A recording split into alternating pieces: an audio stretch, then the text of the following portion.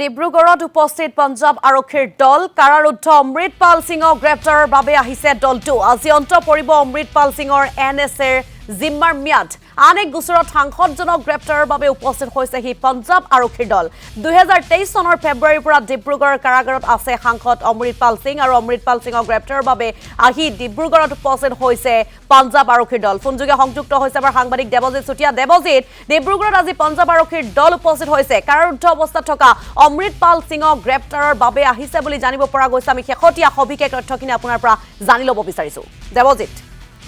হয় ঋতুমণিক নিশ্চয়কৈ ক'ব লাগিব যে খালিস্তান সমৰ্থিত যি অমৃতপাল সিঙক ইতিমধ্যে ডিব্ৰুগড়ৰ কাৰাগাৰত 2023 চনতে তেখেতক তাদাত বন্দী কৰি আনি ডিব্ৰুগড় কাৰাগাৰত তেওঁ কাৰাবন্দী কৰি ৰখা হৈছিল আৰু এই ঘটনা তেওঁৰ যি তাদাৰ যি ম্যাদ সেই তাদাৰ ম্যাদ ইতিমধ্যে তিনিবাৰকৈ তেওঁ বৃদ্ধি কৰা হৈছিল আৰু আজি তেখেতৰ ৰাতি 12 বজাত তেওঁ তৃতীয়টো যি তাদাৰ যিটো ম্যাদ সেই ম্যাদ শেষ হ'ব কিন্তু শেহতীয়াকৈ আমাৰ হাতলৈ যিখিনি তথ্য আহিছে তেওঁ আৰু তাদাৰ ম্যাদ বৃদ্ধি কৰাৰ বাবে কোনো ধৰণৰ ব্যৱস্থা ইতিমধ্যে কৰা নাই যিহেতু আজি নিশা 12 বজাত তেখেতৰ অন্তিমটো তাদাৰ যিটো সময়সীমা সেই সময়সীমা যিটো শেষ হ'ব তাৰপিছতে হয়তো তেওঁক আৰু ডিব্ৰুগড় জেলত বা তেওঁৰ সেই বিশেষ যিটো গোচৰ সেই গোচৰ তেওঁক আৰু বন্দী কৰি ৰাখিব নোৱাৰিব গতিকে নিশা 12 বজাৰ লগে লগে তেখেতে অট'মেটিকেলি তেখেতৰ যিটো মুকলিৰ যিটো প্ৰক্ৰিয়া সেই প্ৰক্ৰিয়াটো আৰম্ভ হৈ যাব যাৰ পৰিপ্ৰেক্ষিতত আমি দেখা পাইছো যে আজি পাঞ্জাবৰ এটা বিশেষ আৰক্ষী দল ইতিমধ্যে ডিব্ৰুগড়ত আহি উপস্থিত হৈছে আৰু যিটো খালিস্তান সমৰ্থিত যি আন্দোলন সেই আন্দোলনৰ পৰিপ্ৰেক্ষিতত যিহেতু ডিব্ৰুগড় কাৰাগাৰত পাঞ্জাবৰ পৰা অমৃতপাল সিঙৰ উপৰিও আন 10জনকৈ যিহেতু অভিযুক্তক ইয়াত আনি ৰখা হৈছিল আৰু সেই 10জনৰ ভিতৰত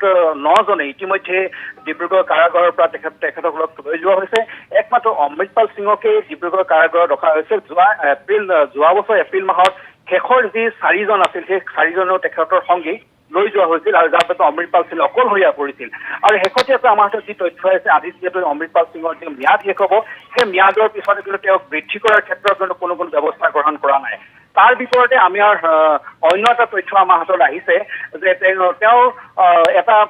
পাঞ্জাবৰ এখন বিশেষ থানা আক্ৰমণ কৰাৰ এটা বিশেষ গোচৰ তেওঁৰ বিৰুদ্ধে ৰুজু হৈ আছে আৰু সেই গোচৰটোৰ পৰিপ্ৰেক্ষিততে হয়তো তেখেতক পুনৰবাৰ বন্দী কৰি ডিব্ৰুগড় কাৰাগাৰতো হয়তো পুনৰ তেওঁ আবদ্ধ কৰি কাৰাৰুদ্ধ কৰি ৰাখিব পাৰে কিন্তু তাদাৰ যিটো গোচৰ সেই তাদাৰ গোচৰ বা ম্যাদ বৃদ্ধিৰ কাৰণে কিন্তু কোনো ধৰণৰ এপিল হোৱা নাই বুলি আমি জানিব পাৰিছো সেইমতে আজি নিশা 12 বজাত তেখেতৰ শেষ হ'ব আৰু লগে লগে তেখেতে মুক্তিৰ এটা ব্যৱস্থা হৈ যাব সেইবাবে পাঞ্জাব আৰক্ষী আহি যিটো অন্য এটা যি থানা